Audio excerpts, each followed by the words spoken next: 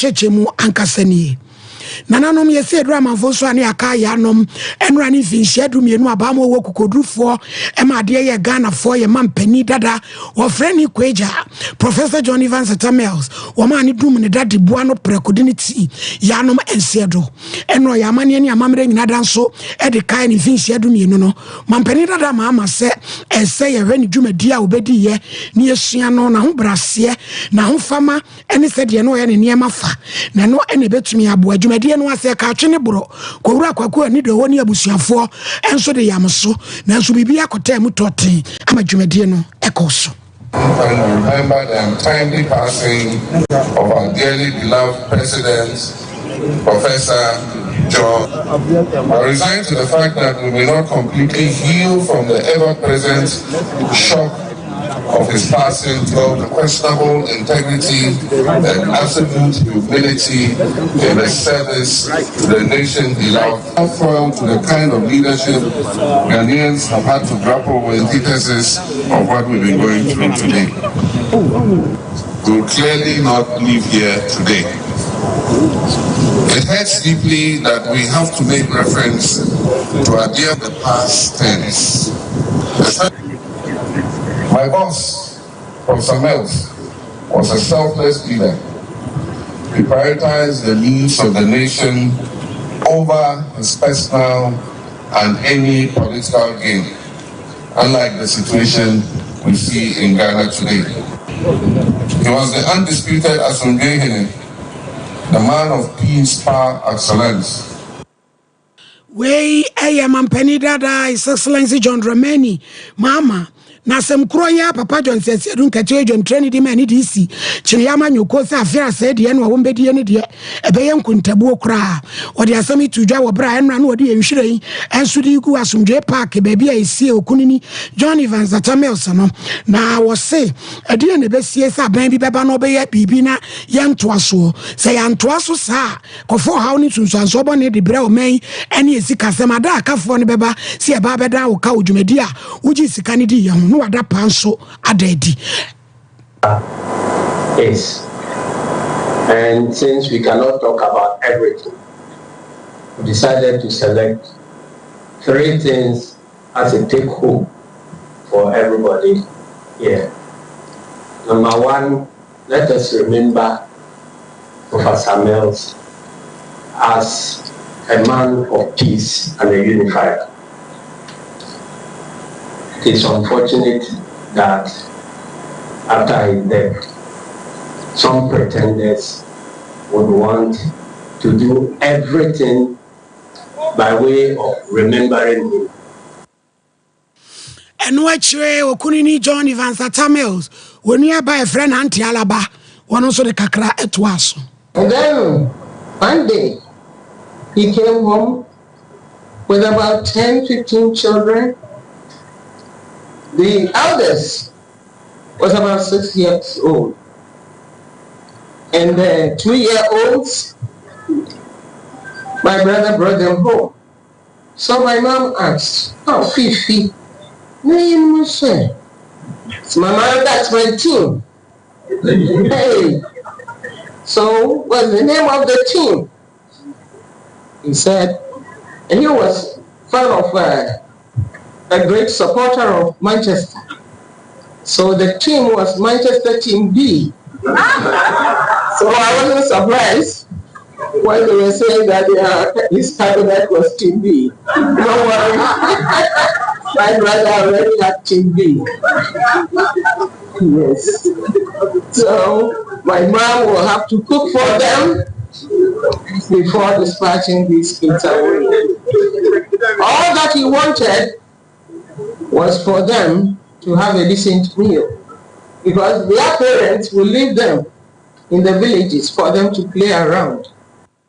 Ansaraba and yet say nanudi esemino.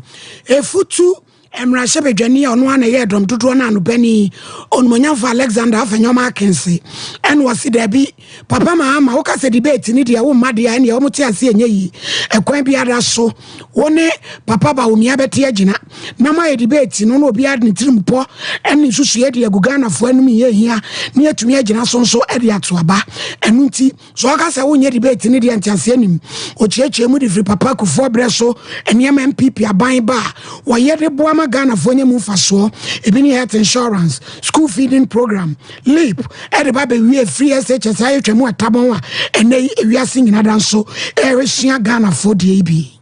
I just want clarity from the respected minority chief whip. He said the members of parliament who want to ask questions are unavoidably absent. And he is saying that they are following their flag bearer to campaign. Mr. Speaker, those are your words. Mr. Speaker, they are my words based on what I've seen and based on what he has seen. He's a man of facts. I'm sure he wouldn't want to challenge it because the videos are there following the flag bearer. But Mr. Speaker, it is important that your MPs should not just follow your flag bearer. They should encourage your flag bearer to make himself available for a debate with Dr. Bawumia. Because you are, Mr. Speaker, in this election, we should make available facts to Ghanaians. For Afenyo Markins.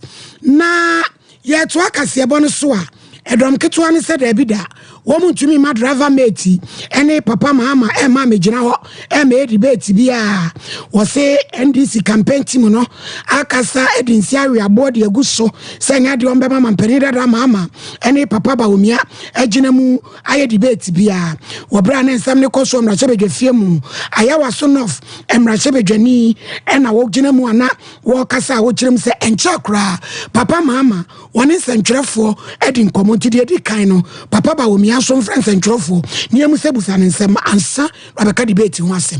Thank you very much, Mr. Speaker. Mr. Speaker, it is refreshing this morning. Mr. Speaker, it is indeed refreshing this morning for the majority leader to be calling on us to appeal to our flag bearer to come for a debate. It is in that direction I'm also appealing to him to call his flag bearer to appear before the journalists of Ghana. At least he should meet the press and listen to them. Yes, he should meet the press, listen to them, listen to their questions. When he passed that test, then we can now decide whether to meet him or not. For now, he has the test of meeting the Ghanaian press. And watch Adaklo mrashebedwani Kwame Agboza enso de bi to aso se debate ni de Ghana fo mpempem ankoma e wa bonte a wo mo wa ho kire mu no wo mo mom na ese papa ba omia ene om ko debate no. Mr. Speaker, in this house, at least none of the presidential candidates is in this house. Just to remind my good friend, the leader of the house, that there's just a little bit of debate out there. That he promised to lay the free SHS bill for more than a month now. That is the immediate debate in this house. He's unable to lay the bill for us to debate. As for the debate out there, I'm sure the unemployed want to debate Dr. Bawumia.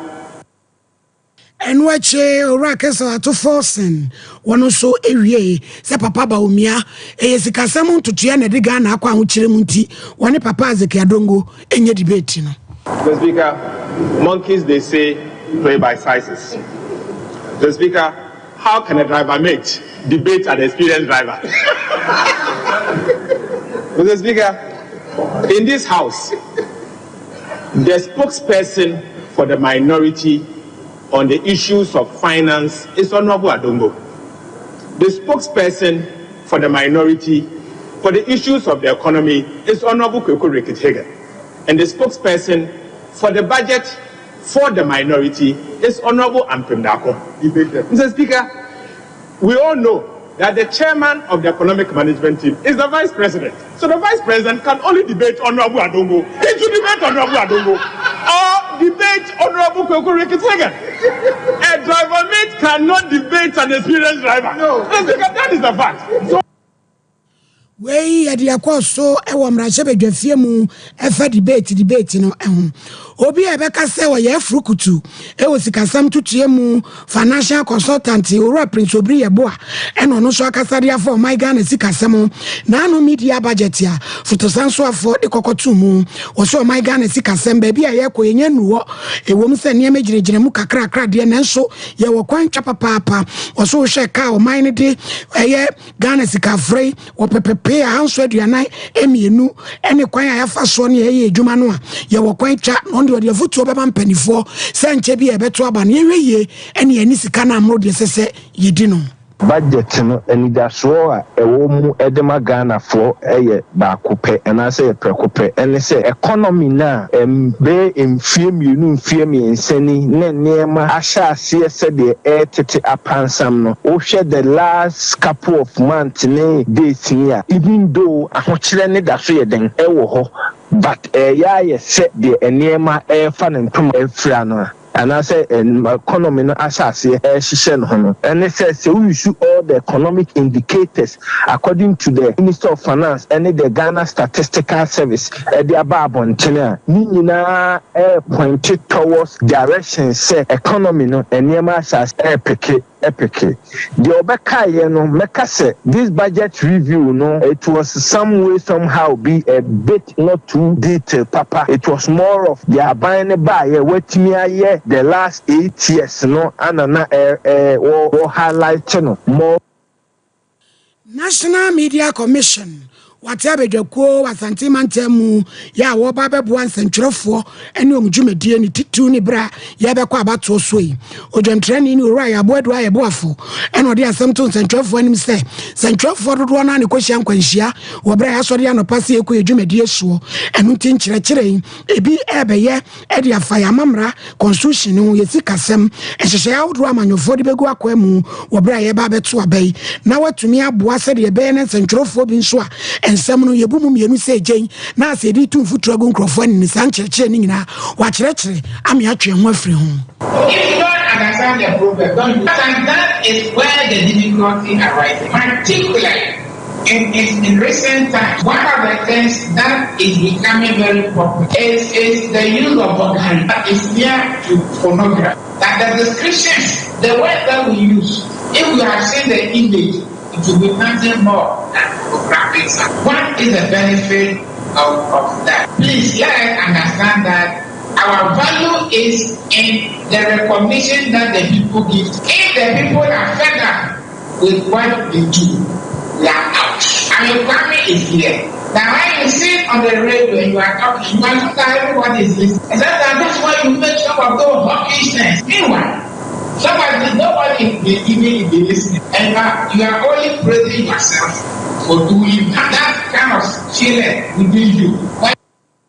Ora ya aboadu ayeboafo CPP amanyoko ya nkromese wamuso ani abrepa ede hihye di gu akwam safi abatoi wamwa ne bedimu nkunim enra wamu party atran kese nkransalam down communication director ose Kofi Akwa ede hihye ni nyina de aba kwan a wo befa so no ayi Frank Kurafo ene wamu niam wamu esese wonum ho a wo ba bedi wonum dwumen awso oboboa wo ho se oba ama yatoto wano ahwese ampa o se fata se utimi edi party na animo a enu nti oba besia vetting committee eno so se de bin kan 6 to 7th August press asem no de tie ni na ntawantawa kakao party ni enkofo a omoje party ni si ho se CPP ebekwe so ebetimi aye party under the Fourth Republic in 1997 party ni omoje amode the founders of the party under the Fourth Republic and a two omona si asema wo CPP mu nyina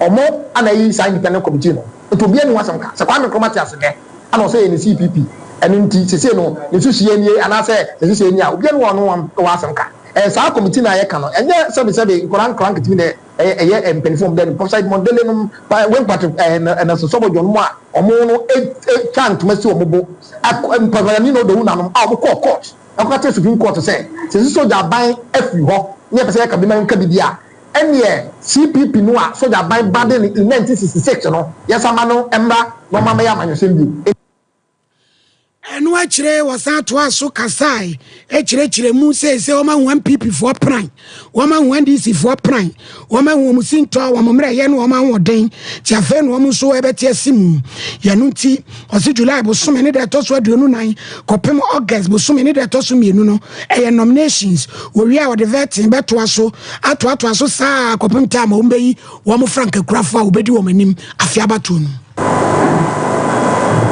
na since on the 20th of August, Yabako National Executive Council meeting, I fell a neck.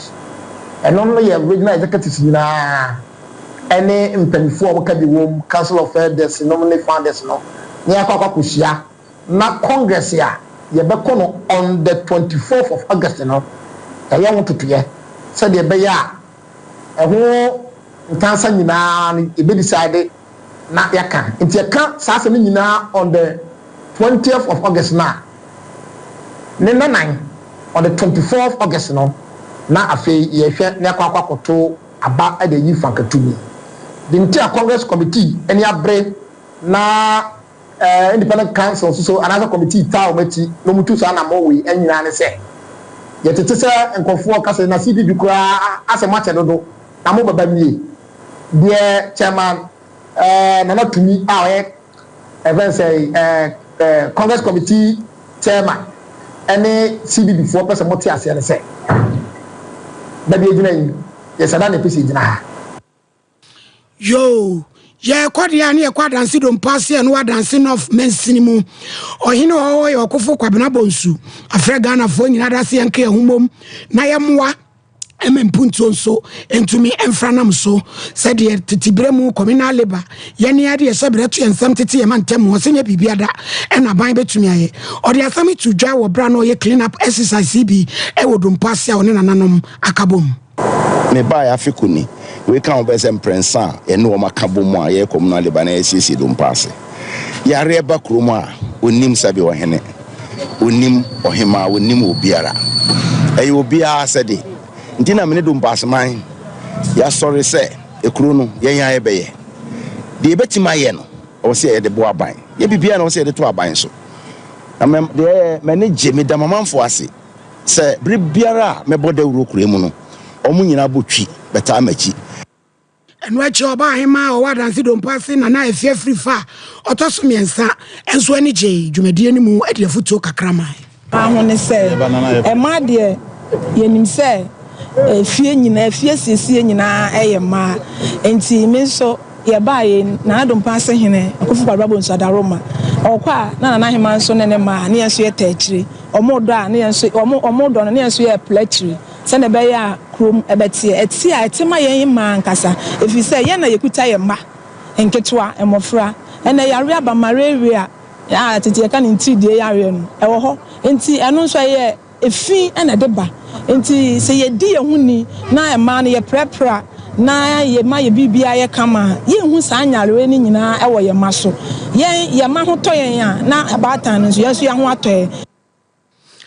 OCP Ghana Limited na di OCP fertilizer edi abrena na makuafo odi atosode we akwanya kasi abetumi ayisubie na aboamo atene do so mai mu ba bia eton agrochemicals bia da ne duduo mu o baako benya bi 0345 904 909437 21st clinic and I free 15 branches across Ghana. Ya we overseas Kumasi and Crydomi market echi and I will be hunu yen. Wo eya ya ko or the European tour so bremo. Baby our Europe approach memu biada o to ase twetwen wo no dru wa fre nabuku na nso kwajo aya hye anopa emizo ene 5G ne kamfo edema udwumadi awodo a udie nyina na beboa wo ama wanim abenyam asante ebo Benedict nesem for penny one Sony Kasebo isokrojen edema mekuku Veronica Jando betra vidie na chi MCR honso adofo ebo adwuma safo kantanka ene wagina mu amame ohinini amakranchada zo of mami premeni yes sorry amama hini ya wadubu ache atransa be me wiase nyina achi Facebook and TikTok yadamase semudi echi akramo 21st clinic yes sciatica expert sciatica no